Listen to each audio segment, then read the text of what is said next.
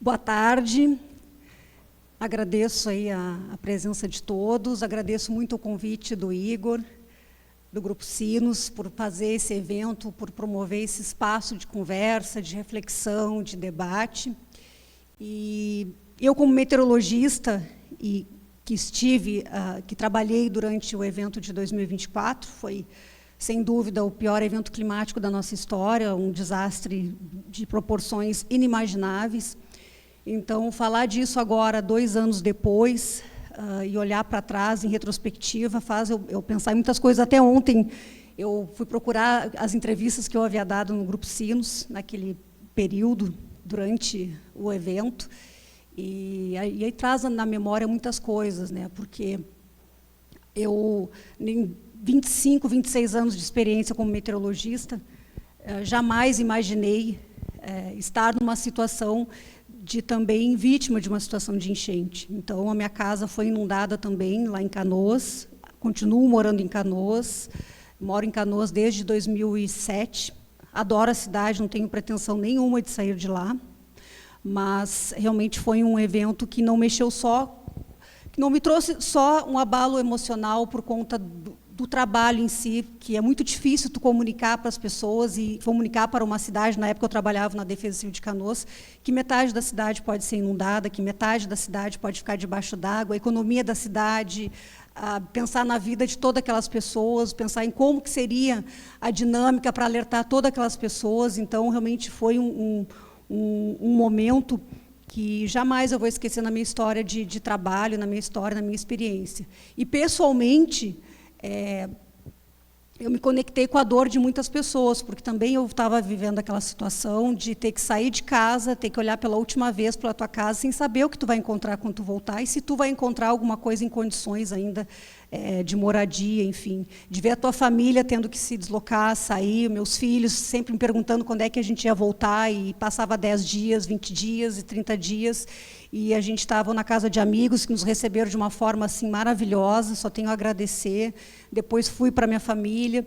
Então, foram tantas coisas ao mesmo tempo que aconteceram, e continuei trabalhando, porque era a forma que eu tive de lidar com essa dor também. Continuar trabalhando, informando, alertando, monitorando, era uma forma que me fazia sentir mais forte e útil também, porque não adiantava eu ficar chorando ou me lamentando pelo que tinha acontecido.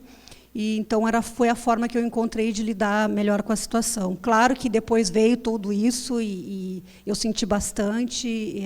Não é fácil quando tu volta para casa, que isso é um outro processo, né? Só quem passou por isso sabe, e os agentes da Defesa Civil, que são pessoas assim, são anjos. Quem trabalha com a Defesa Civil é um trabalho que, às vezes, não é muito valorizado, trabalha nos piores momentos, encontra as pessoas nos seus momentos mais vulneráveis, e quem trabalha com Defesa Civil tem que ter essa postura firme, muitas vezes, de dizer para a pessoa que ela tem que sair de casa, de atender, de acolher, de, muitas vezes, dizer não tem que sair agora, isso não é uma coisa fácil. E eu sei disso porque eu, morando em Canoas há tantos anos, eu peguei o telefone e liguei para várias pessoas que me conheciam há 10, 15, 20 anos. E eu falei, é grave, pega teus filhos, sai de casa. E muitos não saíram. Ah, mas nunca aconteceu. Era o que eu mais ouvia. Muitos saíram, mas muitos não saíram. Colocaram seus filhos em risco, filhos que hoje estão traumatizados, fazem um tratamento psicológico, porque ficaram naquele desespero, sem saber que hora que ia chegar o socorro, como ia chegar o socorro. Chegando o socorro, alguns caíram na água, passaram por situações que a gente nem imagina, né? Então, são várias as camadas. Aí eu poderia passar uma tarde inteira relatando tudo que foi vivido lá em 2024. Mas, passada essa introdução, eu vou falar da parte técnica, porque eu acho muito importante hoje nós entendermos 2 coisas. A primeira delas, o que causou a enchente de 2024, que não foi só El Niño. Esse é um ponto importantíssimo, porque muitos de vocês vão ter que responder isso, principalmente a Defesa Civil, que já está sofrendo todo esse assédio da população que está em pânico, e não é por acaso, é uma preocupação, um medo genuíno, porque as pessoas passaram coisas pavorosas. Imagina o Vale do Taquari, por exemplo, que acho que o exemplo, eu tive lá em outubro, depois da primeira enchente de setembro, eu já achei o cenário terrível. Depois eu não fui mais, mas eu não consigo imaginar o que sobrou passando depois novembro e depois maio. Então, imagina toda essa população ouvindo falar de um El Niño, e aí que entra o trabalho da imprensa, do Grupo Sinos, que me trouxe aqui, de ajudar a gente a comunicar sem pânico, sem desinformação, porque a desinformação hoje compete de uma forma muito desonesta com o jornalismo de qualidade, com o jornalismo profissional. Então, é uma batalha enorme, e nós, técnicos, a nossa voz, ela passa por vocês, pelos jornalistas que ajudam a gente a informar, que nos dão espaços como esse, direto aqui eu falando, não tem ninguém entre nós, é eu e vocês, que tem dúvida, agora é o momento de perguntar, de conversar.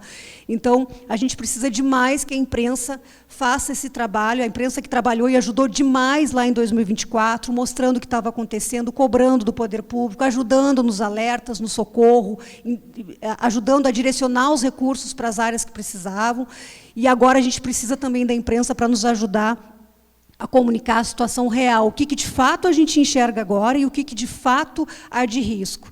E tentar dividir, separar o que é lixo de internet, o que é engajamento, o que é busca de monetização, da informação real. Porque uma população em pânico, uma população mentalmente já traumatizada, muitos não tiveram recursos nem sequer para voltar para suas casas, o que dirá fazer esse tratamento mental e essa ansiedade climática, que ela é fato, ela não é uma palavra, uma expressão bonita, ela é fato. E nós, meteorologistas, também estamos nesse quadro de ansiedade. Vocês não pensem que é fácil para a gente também ter que expor o rosto para informar, para falar, para fazer alerta. Ainda mais hoje, que nós temos uma exposição nas mídias, então as pessoas me encontram, elas me buscam, elas me mandam mensagem, que estão apavoradas, que já estão sem dormir agora. E aí eu não sou psicólogo, o que eu vou fazer? Eu falo, olha, sinto muito, mas eu preciso trazer as informações. É melhor tu saber o que vai acontecer do que você pega de surpresa. Mas as pessoas estão realmente muito assustadas. E uma população assustada, em pânico, com medo, e com essa desinformação absurda chegando a ela, como é que vai ser no momento, se acontecer, no momento de enchente, no momento de desastre? Então, tem todo um trabalho gigantesco esse ano. Eu acho até que esse ano um trabalho até mais nessa questão assim de informação, e a questão emocional vai ser mais pesado do que o trabalho braçal mesmo, do que a gente provavelmente terá do tudo que vier pela frente.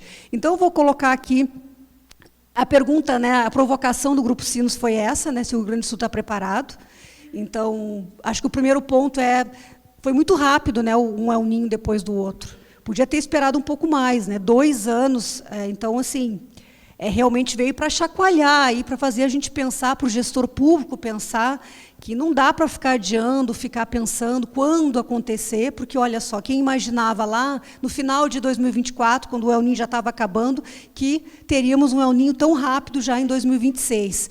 Então, estamos aí, já diante de um novo El Niño.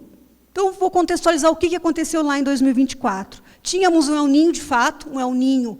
Na época, se falava muito de um super El Niño. A temperatura do Oceano Pacífico, naquele evento, ficou em torno de 2 graus. É um El Niño considerado forte, mas 2015 e 2016, 97 e 98 foi mais intenso. Aliás, o de 2016 foi o mais intenso dos últimos 100 anos, aí foi o mais intenso 2015 e 2016. Provavelmente, muitos de vocês tiveram alguma situação lá em 2015, 2016, porque foram sucessivas enchentes. Eu trabalhei em 2015, 2016. Eu lembro que ali em 2015, nós tivemos quase todo mês enchente em algum ponto do estado, em 2015. E foi ali em outubro de 2015 que foi a primeira vez que se subiu as comportas do Guaíba. E o Guaíba, ele é justamente um símbolo, na verdade não é um símbolo, ele é resultado de tudo que acontece lá dos rios acima. Se o Guaíba chegou a esse ponto, significa que o Taquari, o Jacuí, o Rio dos Sinos, o Gravataí, o Caí, menos proporção, mas os rios que estavam acima também passaram por situação de enchente. O Guaíba, ele é a parte final de todas essas bacias que vai para a Lagoa dos Patos e depois para o oceano. Então, quando a gente vai olhar os dados históricos, se o Guaíba teve uma situação de cheia mais séria ou grave, é porque os rios antes tiveram também. Isso geralmente é proporcional. Por isso, o tamanho da enchente de 2024. Então, eu botei 6 pontos aqui, basicamente, que nós tivemos lá em 2024. O El Niño, nós tínhamos uma situação de bloqueio atmosférico, que não deixava a chuva sair aqui do Rio Grande do Sul. Então, foram semanas da umidade toda canalizada na direção do Rio Grande do Sul. Isso lá entre abril e maio, porque antes disso, a gente tem que lembrar que em 2023 nós tivemos várias enchentes. Quando chegou lá em 2024, o nível dos rios já era alto, os rios, alguns já assoreados, nós tínhamos todo um contexto já de vulnerabilidade lá em 2024. E aí, de abril para maio, foram esses sucessivos eventos de chuva que foi juntando volumes excepcionais que eu já vou mostrar a seguir. Por um lado, tinha um bloqueio atmosférico lá no Sudeste e Centro-Oeste, por outro, tinha uma massa de ar frio muito intensa na Argentina, o que gerava aquilo que a gente está ali, ó, contraste térmico. O bloqueio associado ao contraste, rio atmosférico, que era aquela corrente de umidade continuamente soprando na direção do Rio Grande do Sul, sustentando, então, os eventos de chuva, o Atlântico tropical quente e a corrente de jato polar. Aqui uma imagem lá de final de abril, aqui nós temos a data, ó, abril de 2024, como é que estavam os oceanos. Predominantemente nessas áreas em vermelho, praticamente todos os oceanos do planeta tinham águas mais quentes do que o normal. Eu lembro que em junho de 2023, eu fiz uma sequência de palestras, eu fui num evento lá da FAMURS, que foi feito em Restinga Seca, em junho de 2023, e vários eventos de defesa civil, falando que a preocupação que nós tínhamos naquele momento é que teríamos um El Niño, que poderia ser forte, mas que nós entrávamos num terreno desconhecido em 2023, porque todos os oceanos do planeta estavam mais quentes. Isso não era a Metsul que estava falando, os meteorologistas no mundo inteiro, dos principais institutos, falavam. Nós nunca trabalhamos com El Niño num cenário de todos os oceanos mais quentes. A gente não sabe exatamente o que vai trazer de consequência. E isso era o que a gente trazia, então, nos eventos, lá na Metsul, vários materiais publicados sobre isso. Então, a gente sabia que poderia vir algo grave. Por quê? Quando o oceano está mais quente, independente da região, isso significa que está evaporando, e toda essa evaporação está jogando na atmosfera muita água na forma de vapor. A gente chama, tecnicamente, de água precipitável, é a quantidade de água que está lá na atmosfera, pronta para se transformar em chuva, mas isso só vai acontecer dependendo do tipo de fenômeno que vai atuar e puxar esse vapor d'água para a superfície no formato de chuva. Então, a gente sabia que tinha essa abundância absurda de umidade que poderia se transformar em chuva. Então, o que a gente imaginava? E eu falo comunidade científica meteorológica, não falo Metsul, no geral, que seria um ano de extremos, e era isso que a gente estava falando. E, de fato, foi, porque a gente, claro, a gente está falando aqui de Rio Grande do Sul, mas em 2023, 2024, foram muitos os países que tiveram problemas graves de enchente, de secas e outros fenômenos. Aqui é um esquema que a gente fez, mostrando aqui a América do Sul. Então, aquilo que eu falei dos pontos, né? Então, nós tínhamos aqui o Atlântico superaquecido. Olha essa curva aqui que faz o canal de umidade. O canal de umidade, que a gente chama, a umidade vem do oceano tropical e na linha equatorial. Quando chega aqui na Amazônia, é como se fosse a Amazônia bombeasse esse canal de umidade, reforçasse esse canal de umidade quando passa por aqui. Por isso que a importância da Amazônia no regime de chuva em todo o Brasil, para onde sopra o canal de umidade da Amazônia, é onde vai chover mais. Tanto é que nos meses de dezembro a março, chove muito no centro-oeste e sudeste, porque o canal de umidade está todo aqui, ó, atuando nessa região.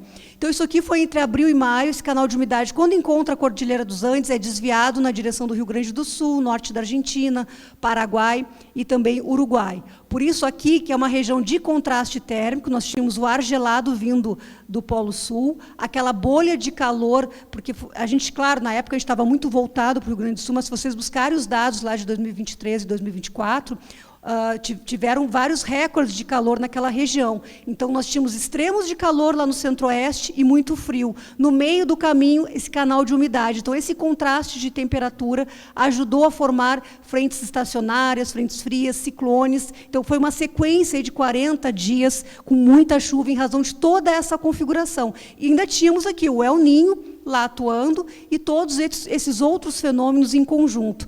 E mais, tem um índice que a gente chama de oscilação Madden-Julia, que é uma área de chuva que ela viaja, de entre 30 e 60 dias, ela faz a volta em todo o planeta.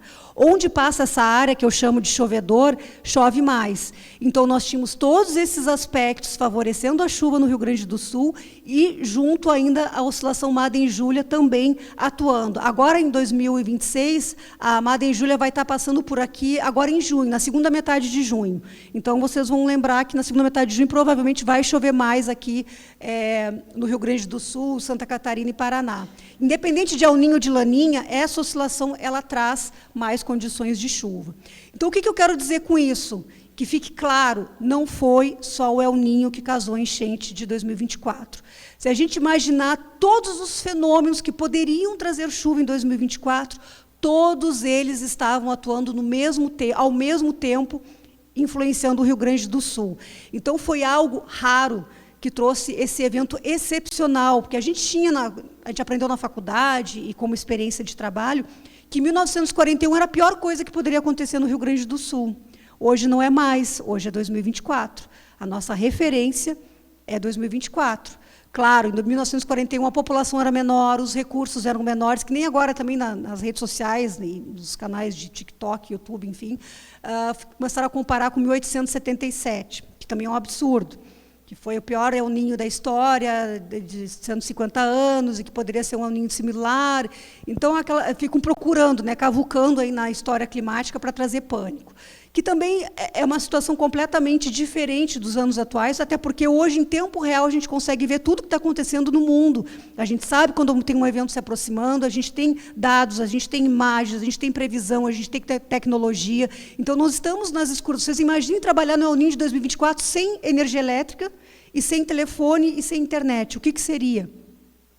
A quantidade de pessoas que iriam morrer lá em 2024 se nós não tivéssemos toda a tecnologia e todo o conhecimento que nós temos hoje. Foi ruim? Claro que foi muito ruim. Se tu vai perguntar para quem perdeu a sua casa, para quem perdeu a sua fonte de renda, vai dizer, não, mas a gente se melhorou tanto assim, ainda foi tão ruim. Claro que na posição deles foi horrível, Mas se a gente olhar de uma forma mais abrangente, teria sido muito pior se nós não tivéssemos os recursos que nós temos hoje. Então, a gente tem que parar para pensar nessas coisas, porque nós todos aqui, porque vocês vão ser questionados, principalmente a Defesa Civil, vocês vão ser questionados, as pessoas estão assistindo esses absurdos, entrando em pânico, assustadas, e achando que ninguém está fazendo nada. E aí, o que aconteceu lá em 2024? Nós tivemos, então, não bastasse todas as enchentes lá em 2023, quando chegou lá em 2024, olha, de 27 de abril a 2 de maio, poucos dias aqui, olha o que choveu. Em Fontoura Xavier, 657 milímetros, Faxinal do Soturno, que está na região ali da Bacia do Jacuí, Caxias do Sul, Santa Maria, São Francisco de Paula, que está aqui no início da bacia ali dos Sinos e também do Taquariantas, Paranhana, muito bem. Então, Lajeado, Canoas, na cidade de Canoas choveu isso, Porto Alegre, em 6 dias, porque Porto Alegre teve o mês de maio mais chuvoso da sua história, e Porto Alegre tem medição de chuva desde 1912. Então, desde 1912, maio de 2024 foi o mais chuvoso de toda a história climática de Porto Alegre. Então, só que o Guaíba não é a questão da chuva aqui, é a chuva que acontece lá nos rios. Mas, além de ter chovido excepcionalmente lá no começo da bacia hidrográfica, ainda na capital choveu 500 milímetros. Então, tudo que tinha para dar errado, ou para se somar, para dar algo errado, aconteceu lá em 2023 e 2024. Então, não basta ter um El Niño para a gente dizer, ou já nos usarmos como referência 2024. O El Niño foi um dos fatores. E El Niño a gente teve em 97, 98, a gente teve 2015, 2016. Todos esses anos, é claro, foram anos de muito trabalho. Em 97, 98 foi uma das maiores cheias do Rio Uruguai. Então, provavelmente, aqui, pessoal de Igrejinha, de Portão, lá em 97, 98, não tem memória desse El Niño, mas quem mora lá na região da Bacia do Rio Uruguai, nossa, 97, 98 foi um ano horrível, de muito trabalho, de muita enchente. Agora, 2015, 2016, aí sim, aqui entra para a realidade a nossa região metropolitana. 2015, 2016, teve aquela situação do granizo, tamanho de laranja lá em Santa Rita, Canoas, foram 30 mil casas destelhadas. Então, cada El Niño tem a sua história, cada El Niño, dependendo da região, não digo só do Rio Grande do Sul, Santa Catarina, Paraná, Rio Grande do Sul, Uruguai e Argentina. É toda essa área que tem potencial de excesso de chuva e de muitos problemas. Então, cada El Niño tem a sua história. E essa foi a história de 2024. Então, foi um evento excepcional.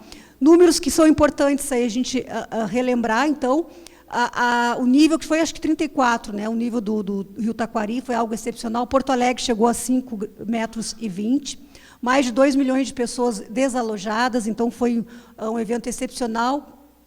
Mas o ponto que eu trago aqui como provocação também é que o desastre, quando a gente fala em desastre, que é algo dessa proporção, que impacta a vida de muitas pessoas e que traz esse impacto na sociedade, no poder público, na cidade, no campo, o desastre não é só a chuva, o desastre não é só o fenômeno meteorológico. E, principalmente, quando a gente vai falar de chuva, de enchente, o desastre ele é a chuva, porque poderia muito bem chover numa área que não tem ninguém mora, ter uma situação de enchente, ok. Talvez tivesse uma perda agrícola importante, mas não teria esse número de mortos. Agora, o desastre é a chuva que acontece numa área vulnerável. A chuva que acontece no rio, as pessoas moram perto do rio, elas vão ser impactadas.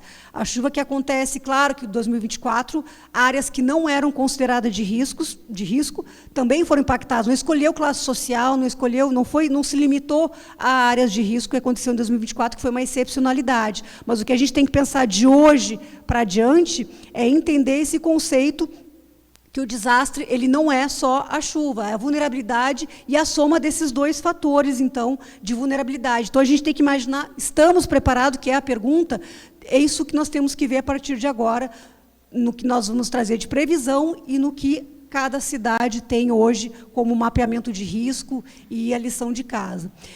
O que nós temos no oceano, então?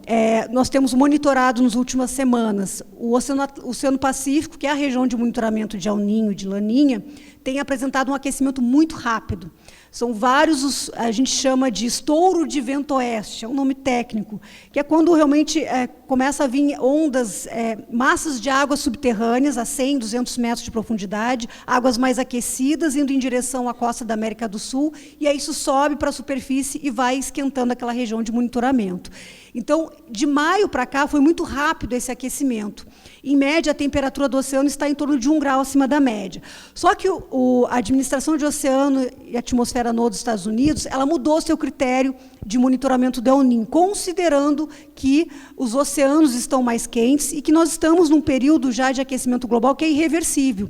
Então, para não mascarar os efeitos, e até mesmo as projeções de El Niño e Laninha daqui para frente, está se considerando esse contexto. Então, mudou um pouco a elaboração desse índice, que ele era baseado numa média de 30 anos fixa, e agora ele leva em consideração, que por isso que se chama RONE, porque é um índice oceânico relativo ao aquecimento global. O que nós temos de fato hoje, então, esse aquecimento está na iminência de ser declarado um novo El Niño.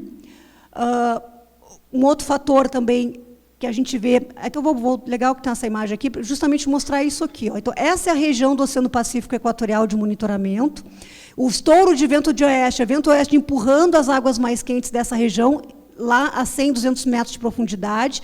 Quando chega aqui na América do Sul, essas águas mais quentes sobem para a superfície, tanto que temos nesse momento que se chama de El Niño costeiro, está muito quente aqui próximo à América do Sul, o que vai trazer aguaceiros, enchentes aqui para a região do Equador e Peru, e nas próximas semanas essas águas mais quentes que estão paradas aqui, elas vão se espalhar por toda essa região, e provavelmente agora no mês de junho nós teremos então o início oficial do El Niño. Então, o que a gente pode esperar nos próximos, no segundo semestre? Então, agora, no segundo semestre, primeiro, essa declaração oficial, né, do evento de El Niño, o pico de aquecimento, qual é o período em que o El Niño estará mais forte? Lá nos meses de primavera, principalmente entre outubro e dezembro. Por que isso é importante? É importante para a gente saber, até porque, assim, primeiro, entender que o oceano esquentar, a atmosfera não reage instantaneamente. Então, se o pico de aquecimento ocorre na primavera, não quer dizer que na primavera tenhamos aí a resposta direta. Vai acontecer gradativamente no final da primavera e nos meses de verão, que para nós é bom, porque nosso verão é de chuva irregular, Então, aumenta a chuva, o setor agrícola sempre celebra, é um ninho, porque são anos de super safra, mas resta saber se a chuva da primavera não vai atrasar o plantio e também provocar excesso de umidade no solo, que pode prejudicar também. O período crítico é o acúmulo, então, desse evento, lá em outono de 2027, então poderemos ter sucessivas enchentes em diferentes pontos do estado, não necessariamente a condição de 2023, 2024, e lá no ano seguinte, então, acumulando todo esse aquecimento do Pacífico e dos outros oceanos, poderemos ter, então, uma primavera com risco maior de extremos no Rio Grande do Sul, e no outono de 2024 ainda vai exigir monitoramento. Embora lá no outono de 2027 tenhamos gradativamente a dissipação desse fenômeno El Niño, a atmosfera ainda estará sob efeito dele, então teremos de acompanhar ainda lá no ano de 2026. Aqui mostrando, né, a temperatura média global, mostrar que esses últimos anos realmente a gente vê praticamente uma curva de ascendência. 2024 foi o ano mais quente da história, depois nós tivemos um laninha, em anos de laninha a temperatura geralmente a temperatura média global tem um decréscimo, e agora 2026, e principalmente o ano que vem, que vai acumulando esse calor, é candidato também a um dos anos mais quentes da história do planeta, e isso também vai interferir nas consequências. Aqui a probabilidade de chuva do trimestre de junho a agosto. O que a gente vê diferente nesse ano de 2024, de 2026, é que a chuva ela começa a aumentar aqui nesse trimestre de inverno, principalmente aqui no Paraná, em Santa Catarina, mas a gente vê um sinal de chuva e de umidade também no centro-oeste e sudeste, que não é muito comum em anos de El Niño. Geralmente fica bem em contraste. Escassez de chuva no centro-norte do Brasil e mais chuva no sul. E aparece aqui no trimestre de inverno mais distribuído pelo centro-sul do Brasil, e vários modelos analisados, eu não posso trazer todos os mapas, que são muitos mapas que a gente tem de projeção de chuva, indicam que agora, entre junho e julho, a gente vai ter bastante chuva e excesso no Paraná, em Santa Catarina, e gradativamente esse excesso vai chegando ao Rio Grande do Sul. Então, não vai começar aqui direto. O que não quer dizer que eventos isolados, de chuva forte, até porque primeiro a gente tem que pensar o que é o nosso inverno, o típico inverno no Rio Grande do Sul. São frentes frias passando mais devagar, a formação de ciclones extratropicais. Então, independente de El Niño e de Laninha, nós temos uma condição climática já favorável a eventos de chuva forte e problemas em decorrência de chuva. É um fato. Com o El Niño estando como pano de fundo, ele acentua, então, esses eventos de chuva e poderemos ter já no nosso inverno alguns problemas, sim. Mas eu estou falando de chuva acima da média mais generalizada. E aqui aparece esse sinal mais forte entre setembro e novembro de 2026. Então, aquilo que a gente vem falando, no período de primavera, que já é um período de transição, que aí não é aquela chuva persistente, são temporais, com vento, com raios, com queda de granizo. Esses eventos de chuva excessiva em poucas horas acabam tendo condições mais favoráveis por conta da atuação desse El Niño. Eu trouxe aqui um dos mapas de anomalia do modelo europeu. Anomalia significa chuva acima ou abaixo da média.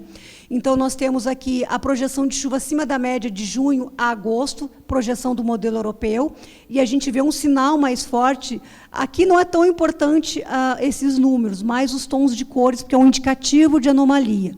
Então, chuva acima da média desde o norte e noroeste do Rio Grande do Sul, bacia do Rio Uruguai, aqui, oeste Santa Catarina e metade sul do Paraná. Agora, quando a gente vai olhar a anomalia de julho a setembro, a gente vê que já se espalha mais por todo o sul do Brasil, e entra nessa conta também o Rio Grande do Sul. E a gente vê de novo o sinal mais forte na bacia do Rio Uruguai, pegando o Jacuí também. Menos aqui, um pouco menos o Paranhana, Rio dos Sinos, Taquari e Antas, principalmente Antas, mas aqui no Jacuí e região do Médio Alto Uruguai. E olhando o que a gente chama de análogos, que é quando a gente volta na história climática e busca anos que têm um comportamento similar a esse ano que a gente está projetando. Então, 2026, 2027, a gente foi procurar olhar os mapas de chuva, de temperatura, do próprio oceano, como é que estava se comportando de janeiro até agora, e a gente busca na história climática do Rio Grande do Sul anos que tiveram um comportamento similar. E um dos anos que aparece é 96, 97, que aparece nessa similaridade comparando. Então, isso é mais um fator que nos ajuda no prognóstico, na previsão. E aquelas outras questões lá que eu mostrei, a oscilação Madden-Júlia, o bloqueio atmosférico, o contraste de temperatura, eu não consigo prever agora. Isso eu só vou ver na medida que o inverno avançar, que a primavera avançar, porque são eventos previstos com 10 a 15 dias. Então, por isso, hoje, eu afirmar que 2026, 2027, será igual a 2024? Eu não tenho dados suficientes para fazer isso, porque eu não tenho como prever os outros fatores que contribuíram para 2023, 2024. Eu afirmar que não vai acontecer algo nem parecido, também eu não posso dizer isso, porque eu também não tenho como prever esses fatores. Mas, buscando essa analogia, lembrando que o que aconteceu em 2023, 2024 foi algo excepcional, demorou 80 anos para acontecer, desde 1940 até 2024, algo que foi pior ainda do que 1941, e aí entra a estatística, e aí entra um outro fator de análise. Então, a gente tem que contar um pouco com a sorte também, né? Mas, falando tecnicamente, o contexto, inicialmente, ele é diferente. Até porque, quando a gente olha esses mapas de chuva, se eu buscar os mapas que nós tínhamos naquela época, em junho, eles já estavam nessas cores aqui. Em junho, já se previa uma primavera com volumes excepcionais de chuva no Rio Grande do Sul. Então, aquele ano, nós já tínhamos, desde junho, já os próprios mapas de chuva que reagem à condição de El Niño, eles já indicavam que poderia ser algo extremo. Então, a gente já percebe nesse momento que está diferente. Então, que a gente tem que ter um pouco de tranquilidade. Mas eu volto, então, para concluir. Não sei como é que está meu tempo. 5 minutos? Então, o desastre não é a chuva. O desastre é a chuva sobre o território vulnerável. Então, nós temos esse evento atmosférico El Niño, e a gente tem que ver como é que está a nossa vulnerabilidade e como é que os gestores vão trabalhar essa vulnerabilidade. Então, como é que estão os planos de contingência, o sistema de contenção de cheias, muito importante, se ele está preparado ou se não está preparado para receber. Sim, nós teremos alagamentos, nós teremos excesso de chuva, nós teremos temporais, nós teremos granizos, teremos todos esses problemas, teremos. Um El Niño é fato, é só a gente lembrar os anos anteriores de El Niño. Todo ano de El Niño a gente tem problema, a Defesa Civil trabalha muito, são muitos os alertas. Então, o que a gente precisa é entender, ter uma fonte de previsão confiável, dentro dos limites que a gente tem. E uma coisa que eu falo já há muitos anos, eu trabalhei na Defesa Civil de São Paulo, de 2001 a 2007, na Defesa Civil Estadual de São Paulo, e lá, desde 2000, eles tinham já uma equipe de meteorologistas atuando, uma equipe de geólogos do IPT, do Instituto Geológico lá da USP, e o mais importante, a estrutura da Defesa Civil Municipal, que é onde o desastre acontece, que é onde os fenômenos acontecem, impacta a vida das pessoas, é importante que a Defesa Civil esteja sempre bem estruturada e que tenha plano de carreira. Não pode ser mudar a cada 4 anos, quando muda a gestão municipal. Não pode mudar, porque se tem um agente de carreira, ele tem memória, ele conhece a peculiaridade. Eu não sei, quem está... eu, Metsul, né? Eu falando como Metsul, hoje eu posso dizer que eu conheço bem Canoas, Porto Alegre a gente trabalha, então eu conheço que tem o Arroio Feijó, tem o Gravataí, que tem um represa o outro, não represa, como é que é lá o Rio dos Sinos, onde é que ele passa, o Araçá, lá em Canoas, mas porque eu estou no município, porque eu trabalhei no município. Agora, se eu tivesse que falar, pelo menos para a nossa colega aqui de Portão, eu não conheço essas peculiaridades, onde é que está o arroio, onde é que estão as áreas de risco. Quem que conhece? Quem mora no município, é o agente municipal de defesa civil, é o prefeito, é o gestor de obras. Então, cada município tem a sua peculiaridade, o seu arroio, o seu rio, ou não tem arroio nem rio, mas tem outros sistemas que acabam gerando vulnerabilidade. Então, o município é o primeiro agente que tem que estar preparado. E isso passa por uma equipe que tem experiência e esse olhar, e essa memória, porque essa memória é que vai ajudar na hora do desastre. Ele sabe para quem que ele vai ligar, quem é que vai ter uma retroescavadeira, quem é que vai trazer um barco para emprestar, um jet ski para salvar alguém. Então, isso passa primeiramente pelo município. Então, o município é a linha de frente. O município que tem que ter toda essa organização, né, de alerta, prevenção, evacuação, socorro imediato, conhecimento do território, o apoio técnico. E digo mais, um meteorologista também deveria fazer parte do quadro da Defesa Civil Municipal. O meteorologista, conhecendo essas peculiaridades de cada município, o meteorologista que tenha também essa memória dentro do município, ele vai conseguir fazer projeções e previsões muito mais focadas naquilo que o município precisa. O ideal era que todos, ou pelo menos os maiores municípios, os que tivessem acordos de comunidade, como tem Porto Alegre, tem um centro de gerenciamento de emergência bem preparado hoje, e que tem uma equipe 24 horas. A gente sabe que o mundo ideal ele não, é um pouco mais distante, mas se tivesse um meteorologista, um quadro de carreira, numa defesa civil que tenha quadro de carreira, olha quanta coisa poderia fazer o plano diretor, a previsão do tempo e a previsão climática, ela não se limita à defesa civil, ela pode auxiliar também na saúde, previsão de dengue, previsão de frio de inverno, situação que vetores de gripe, vetores de dengue, são tantas as áreas que um meteorologista pode contribuir dentro de uma prefeitura e no estado, que poderia trazer realmente uma contribuição muito maior. Então, essa é a minha sugestão aqui, humildemente. Eu sei que cada município tem as suas dificuldades, tem muitas dificuldades. Quando a gente vai trabalhar junto na Defesa Civil, a gente vê essas dificuldades. Então, fica essa minha humilde sugestão aqui. E ainda tem tempo, mas é agora que nós temos que pensar em prevenção e pensar em organizar toda essa gestão, esse plano de contingência, que ele tem que ser efetivo.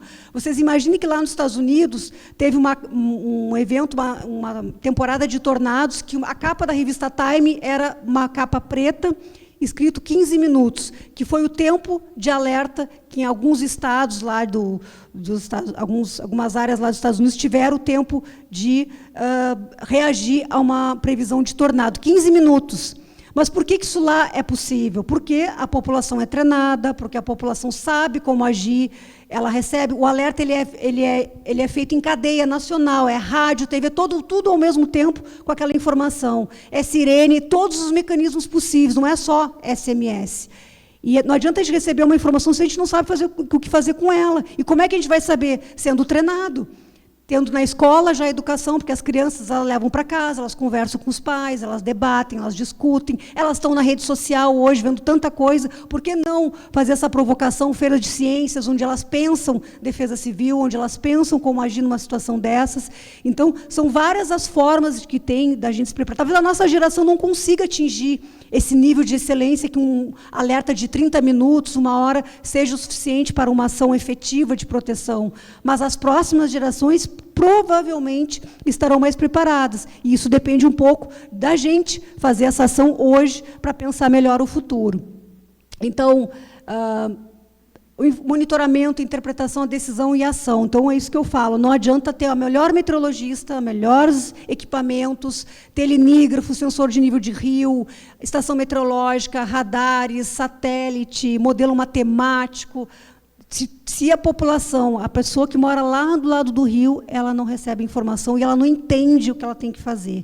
E ela não tem confiança, porque se todo ano muda a pessoa da Defesa Civil, como é que eu vou confiar naquela pessoa? Agora, se eu conheço o fulano há 10 anos, é ele que está sempre aqui, tem uma relação de confiança e se torna muito mais fácil. Eu não estou aqui querendo ensinar a padre a rezar a missa, né, porque você sabe muito mais do que eu nesse aspecto, mas estabelecer essa relação de confiança e de trabalho, acredito que ajuda muito mais. Então, para encerrar aqui, que o Igor está me olhando ali, se deixar eu falo mesmo. Então, eu trouxe essas reflexões. Então, a chuva de El Niño virá, a pergunta é, o gestor público está pronto? E eu não falo gestor público só, a população está pronta, a população está com medo, a população está em pânico. Então, como é que a gente faz para melhorar essa percepção das pessoas que ninguém está fazendo nada, que a cidade está despreparada? Claro que muita coisa não deu tempo de fazer, mas tem muita coisa que é possível fazer. E essa organização, os planos de contingência, é um caminho. Se a população entender que existe um caminho de alerta, existe uma ação, que ela sabe o que fazer com os alertas, isso com certeza vai diminuir um pouco essa ansiedade climática. Risco não gerenciado é tragédia anunciada, cada família sem aviso prévio, é uma falha de gestão, e não só da natureza, e prevenção é o único socorro que chega antes do desastre. Então, é isso que a gente está fazendo hoje, conversando. Está em cima da hora? Está em cima da hora, mas ainda é válido, e acho que tudo passa pela informação, pelo conhecimento.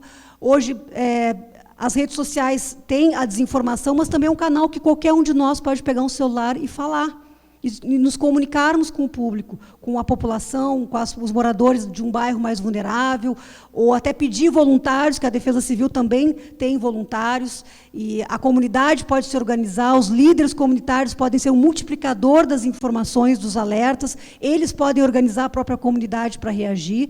Então, são várias coisas que a gente consegue fazer. O que eu posso falar da minha parte é que, tecnicamente, a gente está buscando todas as informações. A cada mês, a projeção climática para 6 meses, 3 meses para frente, é uma vez por mês que atualiza. A previsão do dia a dia, se amanhã vai chover, tem chuva, vai fazer frio ou calor, é a cada 6 horas que a atualização acontece.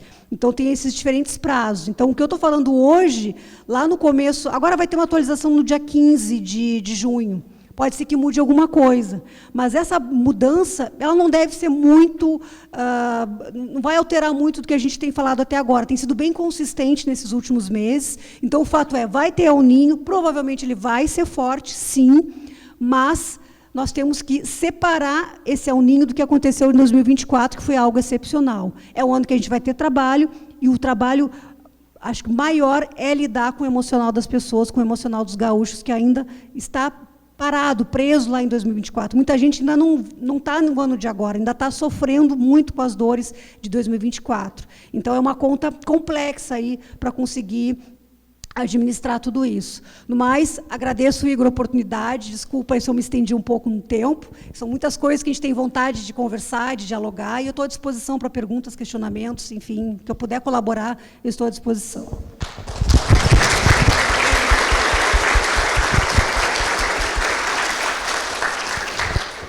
Stael, muito obrigado pela tua belíssima apresentação. A gente vai abrir rapidamente para algumas perguntas. Depois a Stael vai aguardar aqui até o final, vai participar até o final, e quem quiser, enfim, trocar alguma informação, tirar alguma dúvida, ela vai estar à disposição também. Alguém gostaria de fazer a primeira pergunta, por favor?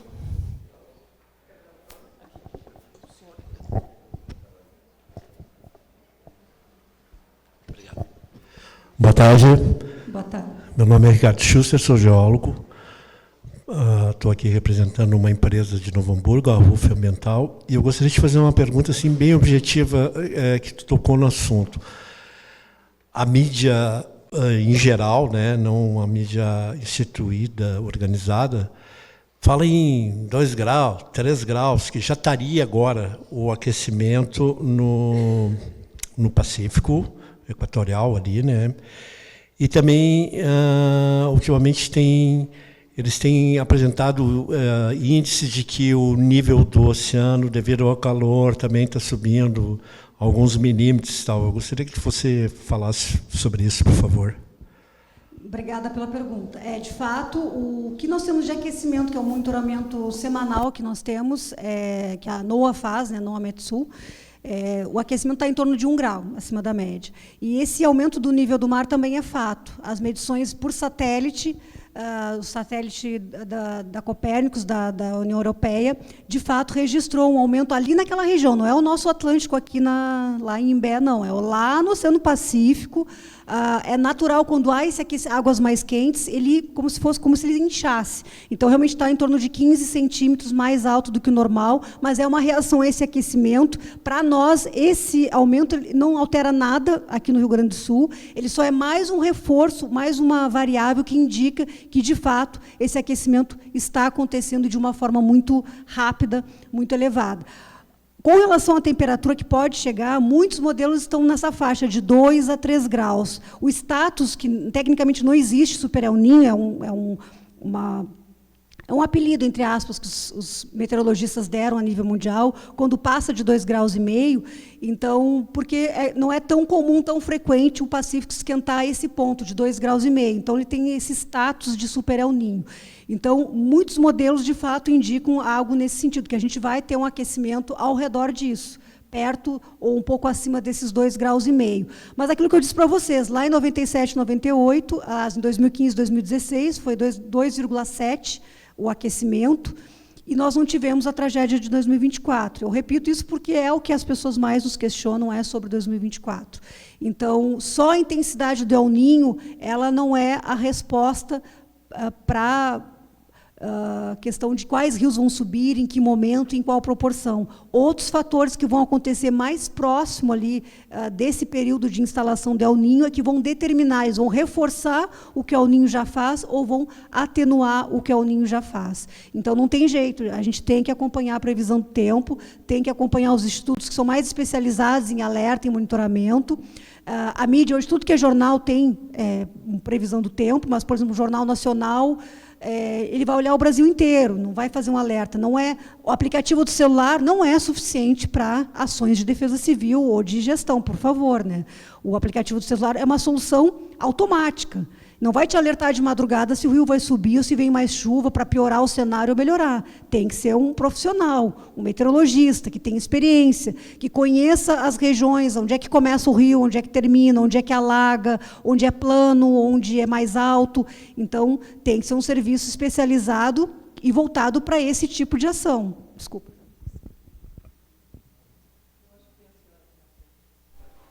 Alô? Alô? Boa tarde. Meu nome é Cirlei Bittencourt. Aqui. Cirlei Bittencourt, eu represento o Prodic Feitoria São Leopoldo e a Semplife Feitoria. A minha pergunta, na realidade, já foi contemplada com a pergunta anterior, certo? Que seria mais essa: como é que, através desses fenômenos que aconteceram, mais com El Niño, que aconteceu a tragédia de 2024, você falou que não tem como prever se esses vários fenômenos irão acontecer, vai acontecer com El Niño e uma nova tragédia, né? Então, a minha pergunta era justamente essa: qual é o canal, assim, que eu posso dizer para minha amiga do lado? Não, a Metsul, é isso? Qual é o canal oficial que eu posso saber, com certeza, acompanhar, para poder alertar, ou não alertar, mas sim se preparar, enfim, ficar sabendo, isso. Acompanhar. Tá, ótima pergunta. Obrigada. Não tem como prever hoje, mas lá perto vai ter como prever, tá, gente? Sim. Em 10, 15, 20 dias de antecedência, a gente consegue prever. E aí, quando a gente foi prever a situação lá de 2024, aí a previsão ela não é só a chuva. Aí a gente estava... O que a Metsul estava fazendo? Acompanhando todos os rios. O rio do Jacuí foi a maior cheia num tempo de recorrência de 10 mil anos. O Jacuí, né, foi uma cheia histórica. O Taquariantes, uma cheia histórica. O Rio dos Sinos teve um índice muito alto. O Rio Caí, muito alto.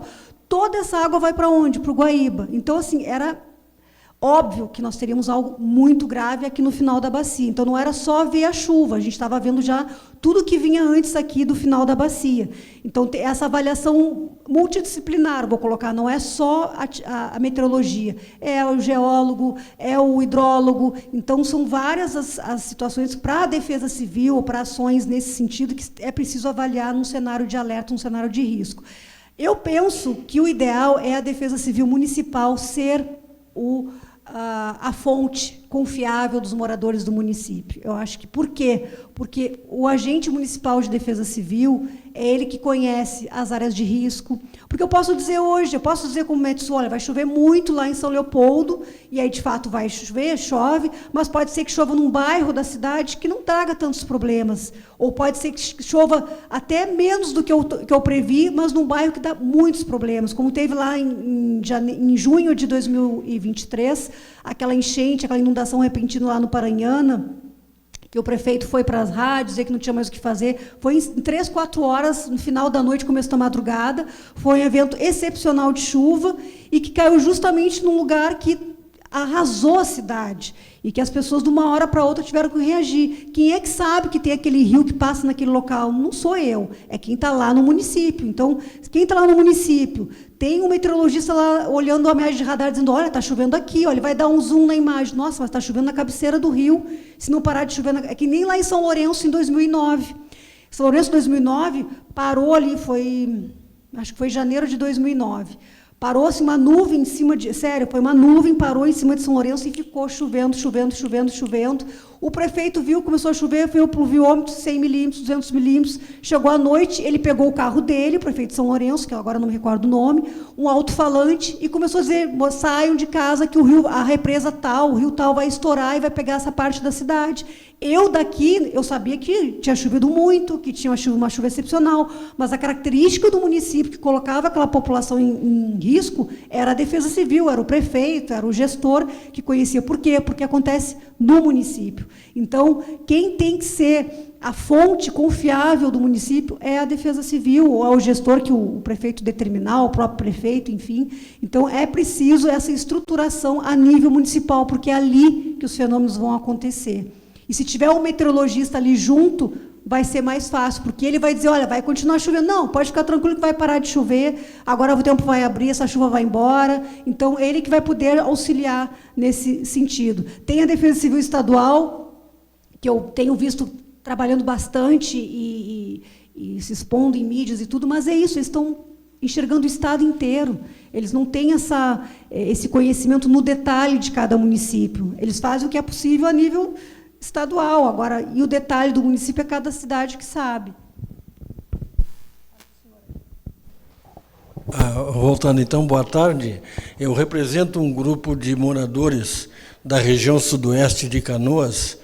No WhatsApp nós temos mais de 1.000 moradores inscritos e o nervosismo hoje está muito grande quando se fala muito sobre o El Niño.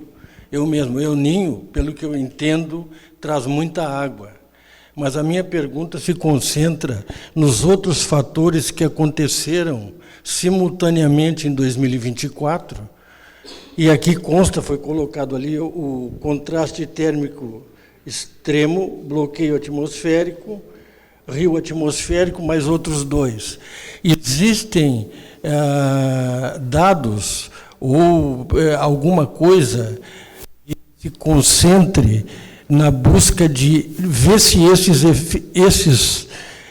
esses eventos possam ocorrer nesse período que a gente está pensando? Existem alguém estudando isso, alguma maneira de se determinar se poderá ocorrer simultaneamente esses outros eventos? Qual bairro que o senhor é? Qual bairro que o senhor é? Ah, o Fátima. Bairro Fátima. Eu morava na Harmonia, está ali do mesmo lado. Então, o Fátima foi mais por conta ali do Gravataí, né, que acabou vindo ali. Na verdade, foi os dois, né, um pouco dos Sinos e um pouco do Gravataí ali no Fátima. Esses outros fatores, a gente só consegue prever com 10, 15, 20 dias de antecedência. Não tem como prever, porque o El Niño é um fenômeno que dura 1 ano e meio. Então, a gente consegue ver todo o ciclo dele. O aquecimento lá no Pacífico, que é o El Niño, ele vai subir, vai atingir o pico ali entre outubro e dezembro, e depois vai perdendo força lá no outono do ano que vem. Esses outros fenômenos, ele tem um ciclo de dias, então não tem como prever hoje, lá para setembro, outubro, ou lá para o ano que vem. O ciclo desse fenômeno é mais curto, então a gente só consegue prever com dias de antecedência. Então, quando nós tivermos uma situação de muita chuva, de muitos rios, a gente consegue, naquele momento, avaliar se nós teremos nos próximos 10, 15 dias esse tipo de situação. Mas as enchentes, em geral, elas não acontecem, a não ser a situação do Vale do Taquari, em função do relevo, porque lá é correnteza, a resposta do rio é muito rápida, mas os rios Sinos e o Gravataí é uma situação que vai acontecendo aos poucos. Se chove lá em Caraá, perto lá do Santo Antônio da Patrulha, lá mais ou menos como referência, até que passe por Canoas, leva 72 horas. Então, a gente consegue ver se uma situação de muita chuva lá. Esse é um ponto. Pode ser que não chova tanto lá em Caraá, mas chove muito no Taquari e no Jacuí. É um outro contexto, mas também leva 2, 3 dias até passar ali pelo oeste de Canoas. Então, situação de enchente não é de uma hora para outra. A gente consegue alertar e avisar com 2, 3, 4 dias de antecedência. Esse é um ponto, que eu espero que isso deixe o senhor um pouco tranquilo. Que o senhor não imagina que o senhor vai estar dormindo e, do nada, vai passar o caminhão lá avisando para sair de casa. Então, as enchentes, a gente tem um tempo, mais ou menos, pela dinâmica do Rio dos Sinos e do Gravataí, a gente tem alguns dias para prever. Agora, a situação excepcional que nós tivemos lá em 2024, ela também não vai acontecer de uma hora para outra. Ela aconteceu como consequência de tudo que foi acontecendo em 2023, são várias enchentes, e aí em 2024 choveu muito, depois de já os rios cheios. Também foi uma situação gradativa. Naquele momento, nem a gente imaginava que poderia ser tão grave. Eu digo técnico, meteorologista, e falo em nome da grande maioria dos meteorologistas. É claro que se a gente soubesse, a gente teria avisado. Então, tu imagina o que é muito difícil tu ligar para um prefeito e dizer, olha, prefeito, aquela parte da cidade toda embaixo d'água. Até para quem recebe informação, uma informação muito forte, metade do município debaixo d'água. Isso falando só de Canoas, né? As outras cidades. Eldorado foi a cidade inteira, praticamente. Guaíba, Eldorado, teve outros municípios que foi a cidade inteira. Então, além de ser uma informação para a gente entender a gravidade, quando a gente passa a gravidade com os poucos dados que a gente tem, se vocês imaginassem os poucos dados que a gente tem muitas vezes para trabalhar, e tu tem que dizer para um gestor tomar uma atitude numa situação dessa também é muito difícil.